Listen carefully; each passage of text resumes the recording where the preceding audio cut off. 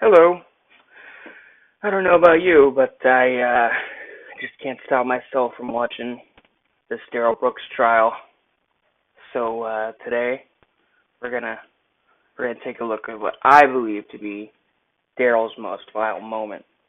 It's when he called Erika, her second appearance, when he called her as a witness. I'll advise you guys up front that I'm gonna be stopping a lot. I have a lot of opinions on this dude. I find him both extremely fascinating and extremely frustrating at the same time. Like, the fact that this dude just exists, to quote the man himself, is mind-boggling. But, so just quick before we start, I just want to state that, although I've had a lot of experiences with toxic personality, I am by no means educated or experienced in the field of mental health, law, or criminology. This is just one squirrel's opinion to be taken at a furry-faced value. So, with that said, let's just jump on into it, shall we? I will be advising the clerk to have the jurors brought out, and then I'll ask you, sir, to call the defense next witness. Can we address subject matter jurisdiction that still has to be proven for the record? I decline to do so. Your objection is noted for Is the the record. audio on? Your objection is noted for the record. Is the audio on? Yes, it's on, sir. It's on. So we're not going to address subject matter jurisdiction that has yet to be proven for the record? For the record, I have addressed it. No, you haven't And proven it there's for a the written, record. and your objection's noted for the Have record. you proven subject matter jurisdiction for the record? Have you proven it? Has the prosecution proven it? Oh my God! All right, let's just get this over with. Let's talk about the subject matter jurisdiction. Some of you might be wondering why Judge Darrow didn't just cite him a law quick or issue him some sort of written decision on the matter like he asks for frequently. Well, the fact of the matter is he actually did. You might remember this moment from the trial where Darrell makes a big show of ripping up his papers. This was actually a 2-paged written judicial finding of fact that basically put the whole subject matter jurisdiction to bed. I mean, why he felt like this wasn't applicable when she cites several law and statutes, I don't know, but we'll just take a quick look at this. Whereas the defendant has repeatedly orally objected to the court's jurisdiction over this matter and requested dismissal of the case. I love how Darrell is convinced he would legitimately get 76 counts, including murder charges, thrown out due to what he saw as legal loopholes. Anyways, this argument about subject matter jurisdiction is effectively an argument over semantics.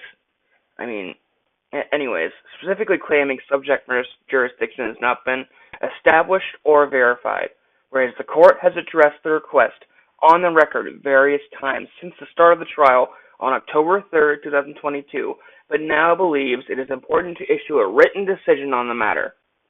Subject matter jurisdiction in a criminal case is derived from Article 7, Section 8 of the Wisconsin Constitution, which states, I also find it funny that Darrell frequently complains about his constitutional rights being violated, but totally ignores the Constitution's findings regarding jurisdiction in criminal court. Anyways, back to the judge's findings. Section 8, as amended in April of 1977, except as otherwise provided by law, circuit court shall have original jurisdiction in all matters, civil and criminal, within this state, and such appellate jurisdiction in the circuit as the legislature may prescribe. So basically it's just saying, excuse me, as long as the court is operating within the law, it has jurisdiction over anybody charged with a crime. So, I mean, it's all but certain that Darrell committed numerous crimes, including homicide. I'm pretty sure what happened is he ran into a jailhouse lawyer. I've heard about these guys. Basically, it's somebody hanging out in the day room. And, hey man, let me look at your case for you, man. I'm actually studying to be a lawyer. because he didn't show any signs of being sovereign citizen before that, like during the interrogation or anything. There was never any evidence that he prescribed to the sovereign citizen movement. Okay, but as the Wisconsin Constitution references, Circuit Court was granted jurisdiction in April of 1977 after the Foreign Sovereign Immunities Act of 1976. I'm not going to go down this rabbit hole because it's boring as shit, but basically Darrell is making an argument that was founded in law in federal courts pre this determination. So basically at any time in federal court, you could challenge jurisdiction and the trial would stop until it was proven. I mean, we just cited the Wisconsin Constitution, so they don't need to prove it going into a criminal case through the circuit, the Ninth Circuit, or whatever they cited.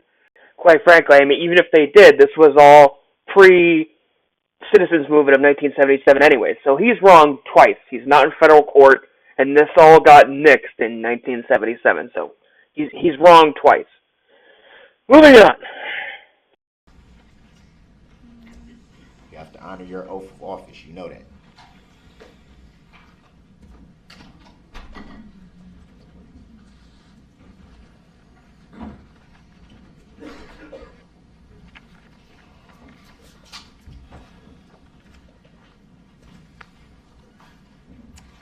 Thank you, everyone. Please be seated. The defense may call its next witness, please. Give me 1 second. I'm trying to make sure I got the paperwork since I'm being rushed to judgment. His definition of being rushed to judgment is just keeping up with the fucking procedure of the trial. I mean, he had this whole debate with her yesterday about his witnesses being shown, and he won't reveal when he's going to call them. And if he had his way, he'd have witnesses literally sitting there all day, getting called over into the next day, just wondering if he's ever going to call him. He clearly has, one, no respect for anyone else's time, and two, no even clue as to what's going on and how the judge is expediting this whole process. I'm just going to keep talking over this guy's little paper shuffling act and his stalling tactics. I'm not sure if it's deliberate here. You know, I noticed throughout the trial that he was constantly, moving around his books and his water bottles with really no purpose.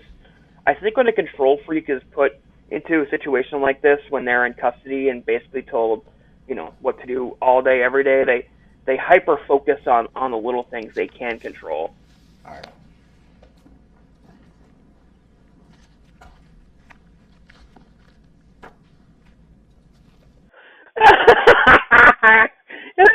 he looks up like are you ready, Your Honor?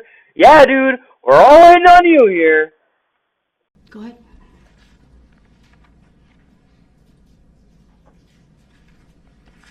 Defense calls Erika Patterson. Like you had a Thank choice. you. We'll have her brought in. Since I'm being rushed to judgment. Oh, he sucks so hard.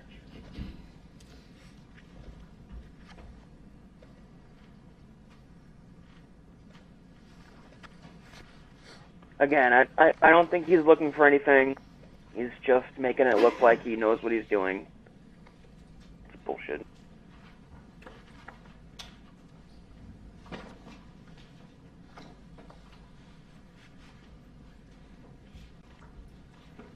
Good morning, Ms. Patterson. If you would please make your way to the witness stand, which is on my right. You may recall it's upper riser. When you get there, please that remain look. standing. Raise your right hand and my The shift to the evil eyes. And on my left, Ugh. are you in? He's got like shark eyes, like a fucking demon. Nothing but the truth, so help you God? Yes. Thank you. Please be seated. First thing I will ask you to do is to state your first and last names for the record. Erika Patterson. Thank you. Go ahead, your witness.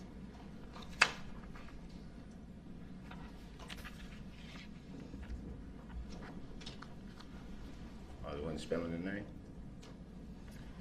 Oh my It's on the god, record. this guy. Go ahead. You can spell your Trying to first and last control the names. courtroom, as usual. Erika Patterson. Pathetic. Just 1 second, Your Honor. I'm trying to find some relevant paperwork here.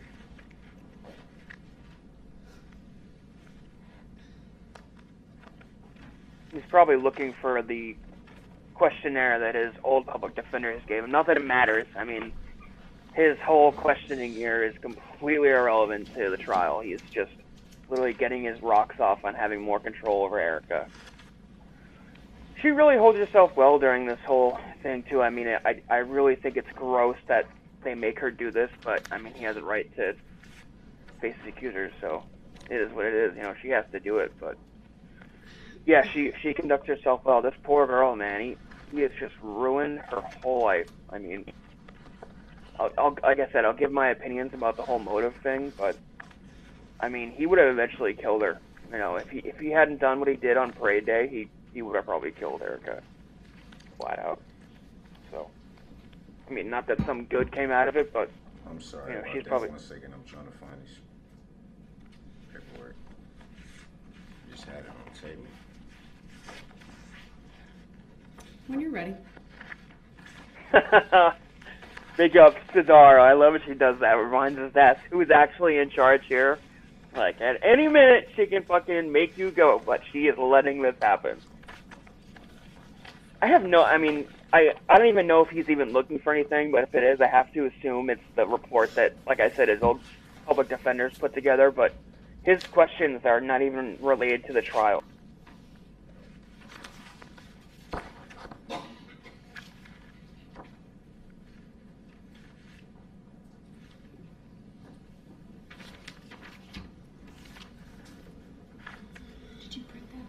I love Zach Wichow. He was the MVP of the prosecution team for me, especially on this day. He clearly sniffed out what Brooks' intentions are. I mean, look, it's literally making him tense. He's really respectful of Erika and her time, and he does everything he can to protect her during this. I mean, as vile as it is, Darrell has a constitutional right to call her. I really think it lacks any trace of self-awareness. I mean, everyone in that courtroom is watching this disgusting display, and any possible benefit her testimony could have had, which is basically minimal to non-existent, is largely outweighed by the impression he's making by himself as a person.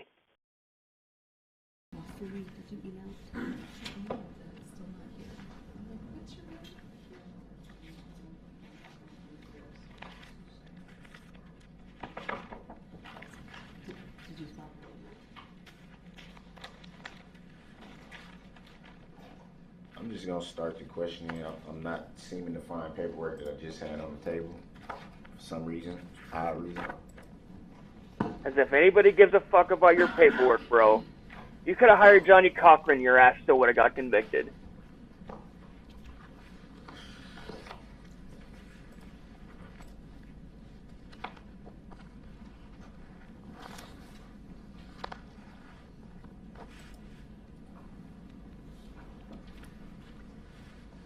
Good morning, Miss Patterson. Good morning.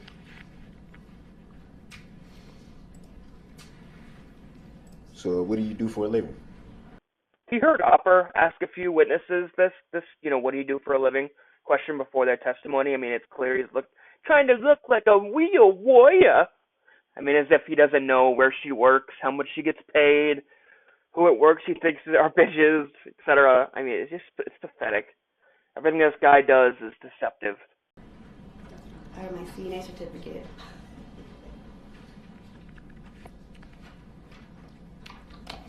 I'm going to direct your attention to the evening of November 21st, 2021.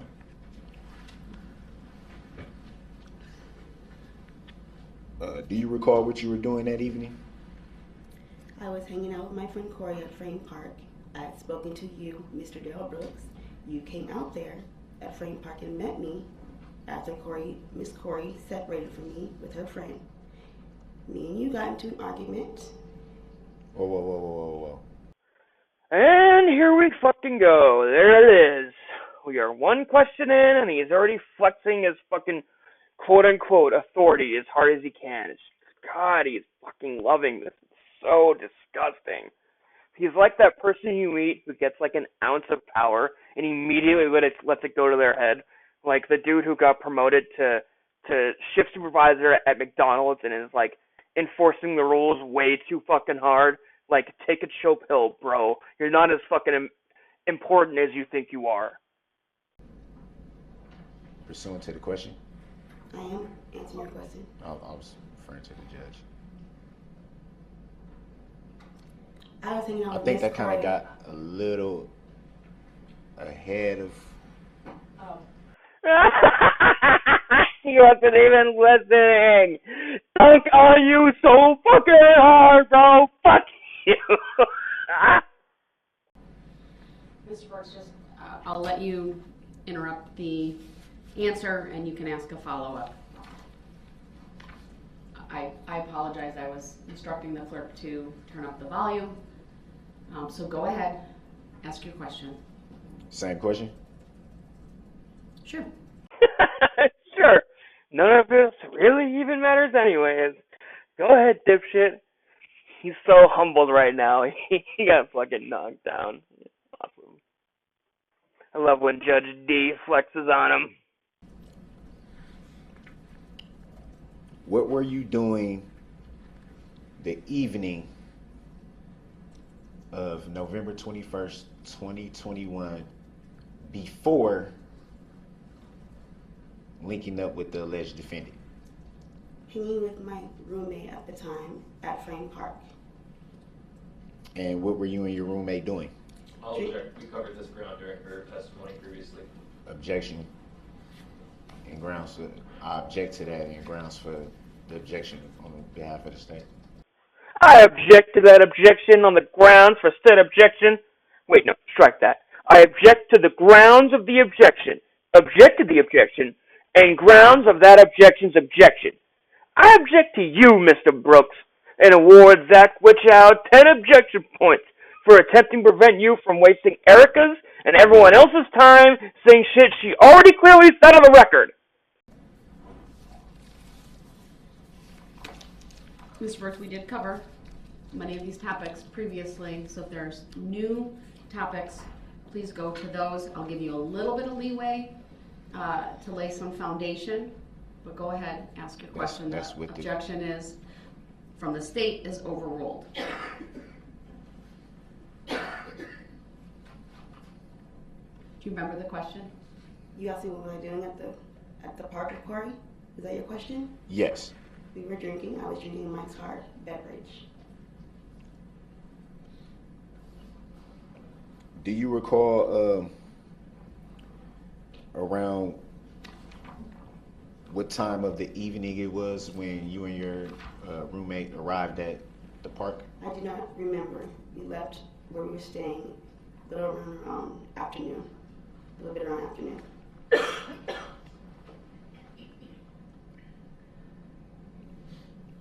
Do you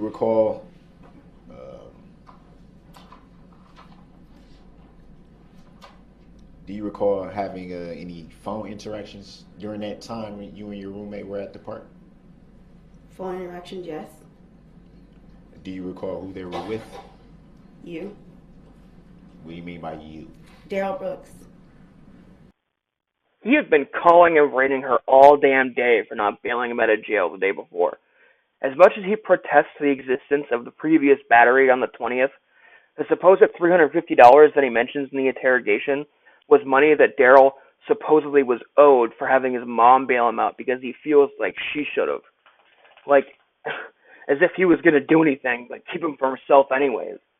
He was arrested for running her over, by the way, and attempted to run over again on camera, which we'll see later. He basically practiced his murders on his girlfriend. It's almost as if after he ran her over, he said to himself, you know, this car, it's kind of like a weapon.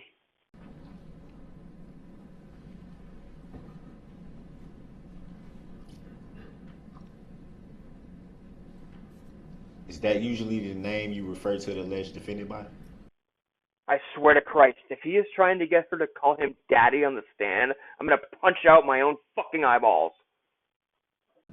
Nope.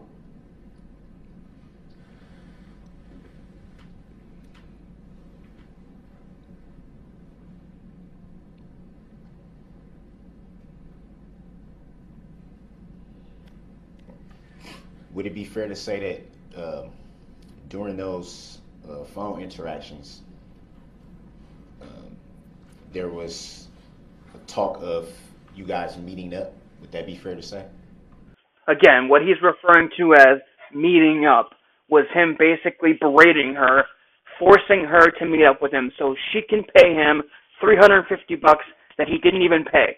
His mom paid $350 to bail him out of jail, and he's making an argument to her all day when she's in the women's shelter that she somehow owes him $350 because his mom bailed him out of jail. The entitlement, it's next level. Would it be fair to say that you did meet up with the alleged defendant? Yes, Do you recall what time that was? I just told you no.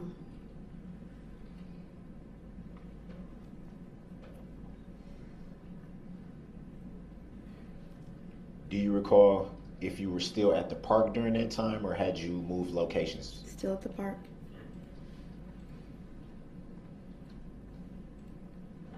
And was your roommate still present with you at that time? No, she left. We went separate ways. I stayed at the park, and she went her other way with her friend, Do you recall who that friend was? Nick. Okay, so Nick, in my opinion, was the catalyst for the entire parade attack. I'm pretty sure that's why when Nick is on the stand, he says he feels so guilty for the attacks because he feels the same way that I do. All right, we're gonna take a minute and get into the motive here. I won't spend a ton of time on this, but I'm just gonna give you guys my quick theory. So Darrell starts his day getting bail out of jail by his mom from his battery on Erika the day before, the 20th. His mom has a restraining order out on Darrell for batteries in the past. That's right. Even Darrell's a mom he beat on. He basically beats on every woman in his life. So she gives him the car because he has nowhere to go. Erika even testifies at certain points when they had nowhere to live that Darrell and her would just park outside Darrell's mom's house and just sleep in the car because they were literally homeless. He was not allowed. She has a restraining order, so he's not allowed to go inside the house. So she gives him the car. Darrell then, once he gets out on bail, he calls Erika, probably initially pissed that she reported him in the first place, but eventually that conversation shifts to the topic of the bail money, right? Because he's probably looking for something to do. We know he's a, chronic stoner, so he probably figures at the very least he can convince Erika to give him the $350 that his mom gave her, or, paid for the bail, basically. So he shifts the conversation to the bail money. He drives to Waukesha to get that tree fitty, ends up beating on her again because he can't fucking control himself. God, and honestly, goddamn, the balls on this guy. He's out on bail for beating his girlfriend. He's driving around in his mom's car, who also has a restraining order, and beats on her again. Jesus, man. It's just total evasiveness of the facts or any consequences, but regardless. So he beats on Erika again, and at this point, she's made friends with Corey and Nick. She starts her day. We hear Corey testify that she hears the conversations of them fighting in the shelter, and they continue on as they make their way to Frame Park, and she has one Mike's Hard beverage, and eventually he is able to convince her to meet up with him. He starts beating on her. She calls Corey and Nick, and this is the confrontation we see out in front of the elementary school. Side note, he's a sex offender, so he technically shouldn't have been within 50 feet of that elementary school to begin with, but I digress. So Corey and Nick, after Erika calls them, make their way to the elementary. Corey is actually the one who confronts him first. She refers to it as chesting up. We see it in the footage. Corey just rolls up right to his chest, and that's the look he gives her the look that we saw Erika when she's first coming out. It's the shark eyes, right? Great white shark. Actually, all sharks. They have a third eyelid that they roll over their actual eyes to prevent their eyes from getting poked when they're attacking. Victims of the parade reported that Darrell had the same dead eye look or looked dead in the face that sharks have, right? It's the face Darrell makes when he's mad. It's this face, it's this face, and it's this face. Darrell then hits Corey in the face, and that's when Nick ends up intervening, right? Darrell is 140 pounds, and he's 5'5", okay? Nick would have fucked this guy up. So he runs, right? This is what sets Darrell into the blind rage, and it's trifold in its motivation, right? He's angry at the assumption that Erika might be cheating on him with another guy. He is angry that he was essentially just bested by said guy, and most importantly, he is angry at the fact that he feels Erika is now, he's losing control of her, right? And that's the main motivation we see behind almost all.